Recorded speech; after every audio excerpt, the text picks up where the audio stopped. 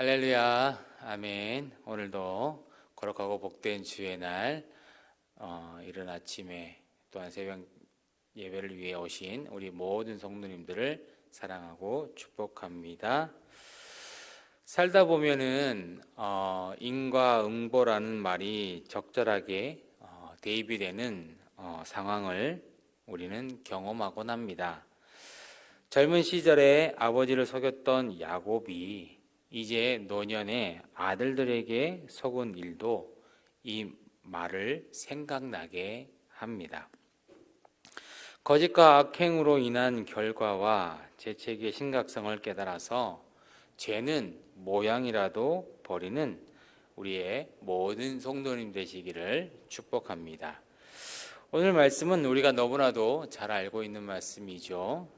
요셉이 이제 애굽 바로의 신하 진위대장 보디발에게 팔린 장면이 나옵니다. 요셉의 형들이 요셉을 구덩이에 던져놓고 음식을 먹고 있을 때 길르앗에서 물건을 싣고 애굽으로 내려가던 이스마엘 상인들이 그것을 지나갑니다. 형들은 요셉을 구덩이에서 끌어올려 이스마엘 상인에게 노예로 팔고, 또한 요셉은 그 상인들에 의해서 애굽으로 끌려갑니다.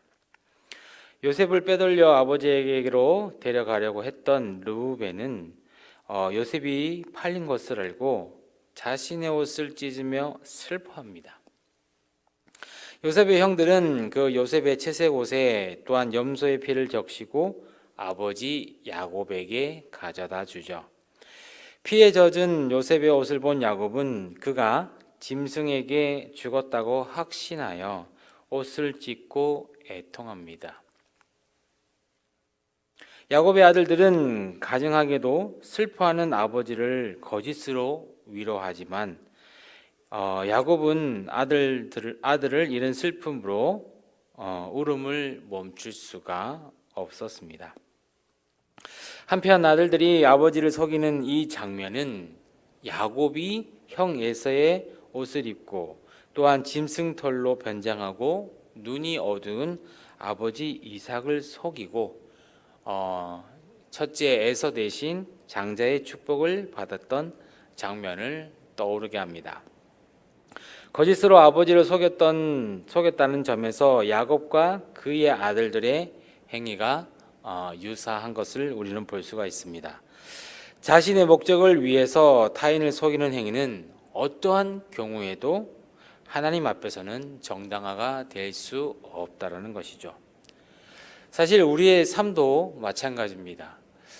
사실 코로나로 인하여서 아직도 힘들고 어려운 상황 속에서 또한 많은 사건과 또한 사고와 참으로 안타까운 일들이 많이 일어나는 모습을 우리는 볼 수가 있습니다. 또한 거짓으로 인하여서 또한 많은 사람들이 슬픔에 또한 잠기기도 하고 또한 힘들어하는 모습들을 우리는 볼 수가 있습니다.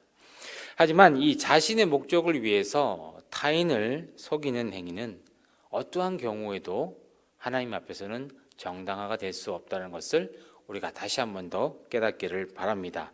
특히 이 요셉의 형들이 동생을 노예를 팔고서 그가 죽었다고 아버지를 속였다라는 것이죠. 그리고 그 아버지를 속여서 큰 상처를 안긴 것은 하나님 앞에서는 심판을 피할 수 없는 악행이다라는 것이죠. 그리하여서 우리 하나님을 믿는 백성들, 또 하나님의 자녀, 우리는 어떻게 해야 될까요? 거짓말로 타인을 속이는 죄를 멀리해야 한다는 것입니다. 그리고 하나님과 또한 사람 앞에서는 정직하게 행하고 또한 정직하게 말하며 바르게 행동을 해야 한다는 것이에요. 우리가 올바른 행동을 해야 되고 올바른 삶을 살아야 되고 올바른 길로 가야 한다는 것입니다. 야곱의 아들들이 요셉에게 행한 악행과 아버지를 속인 죄는 오랫동안 숨겨졌어요.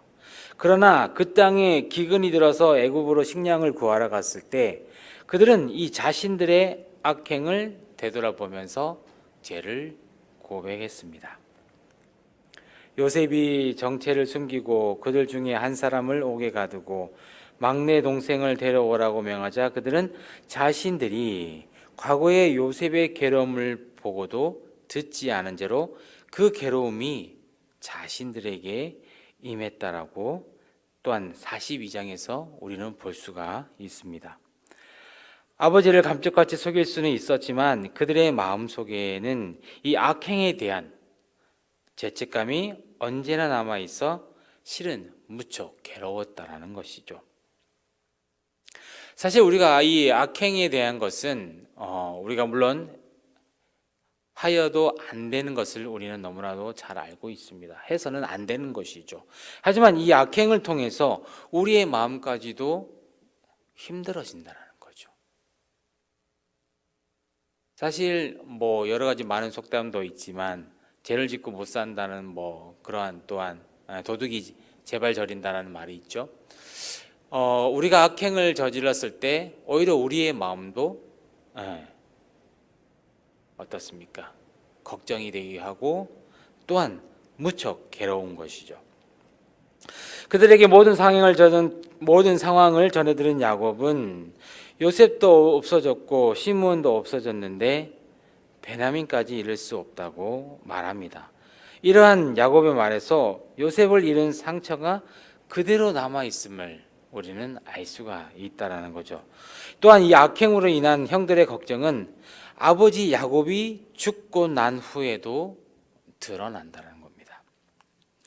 그들은 요셉이 자신들의 악행에 복수할까봐 두려워하여 야곱의 유언을 빙자하여서 자신들의 죄를 용서할 것을 요셉에게 구하죠. 이는 그들이 애굽에 내려와 사는 동안에도 요셉에게 행한 일로 인해서 항상 불안하고 또한 마음에 짐을 안고 살았음을 보여준다는 거예요. 이와 같이 악행을 행하는 자는 죄책감으로 인해서 불안함과 걱정과 근심을 안고 살아갈 수밖에 없다라는 것이죠. 그러니까 죄를 짓고 살 수 없다라는 것입니다. 그러므로 우리는 어떻습니까? 정직하고 바른 길로 행해야 된다는 것입니다. 그래서 이것이 자유와 평안을 누리는 길이라는 것이죠. 또한 죄를 범했다면 속히 하나님과 사람 앞에서 회개하여서 죄책을 벗어버려야 한다는 거죠. 그러니까 우리는 사실 이 어떤 무엇보다도 우리는 죄를 짓고 살지 말자라는 것입니다. 오늘 우리가 이 말씀을 통해서 우리는 정말 이 범죄의 결과가 얼마나 무서운 것인지 우리는 한 번 더 생각해 봐야 한다는 거죠. 그래서 이 거짓과 악행은 반드시 심판을 받는다는 것을 기억해야 됩니다. 그래서 우리는 이 죄를 통해서 또한 거짓을 통해서 악행을 통해서 우리는 심판을 받을 수 있기 때문에 우리는 바른 길로 올바른 길로 행해야 한다는 것을 우리가 다시 한 번 더 오늘 이 말씀을 통해서 한 번 더 생각하시기를 바랍니다. 말씀을 맺습니다. 죄를 범하지 않고 사는 것이 최선임을 우리는 기억해야 합니다. 그렇지만 실수로라도 죄를 범했다면 속히 회개하고 또한 이 죄책의 짐을 벗어버리는 것이 바로 우리 성도가 마땅한 행할 바입니다. 사랑하는 성도 여러분, 의로운 삶을 살되 죄를 지었을 때는 그리스도 안에서 또한 회개함으로 용서함을 얻고 또한 우리가 자유인으로 또한 하나님의 백성으로서 하나님의 자녀로서 살아가야 한다는 것입니다. 오늘 이 말씀을 통해서 우리는 또한 힘들고 어려운 삶이 있다 할지라도 우리는 바르고 정직하고 오로지 하나님 한 분만 바라보며 살아가시는 우리 귀한 모든 성도님들 되시기를 축복합니다. 기도하겠습니다.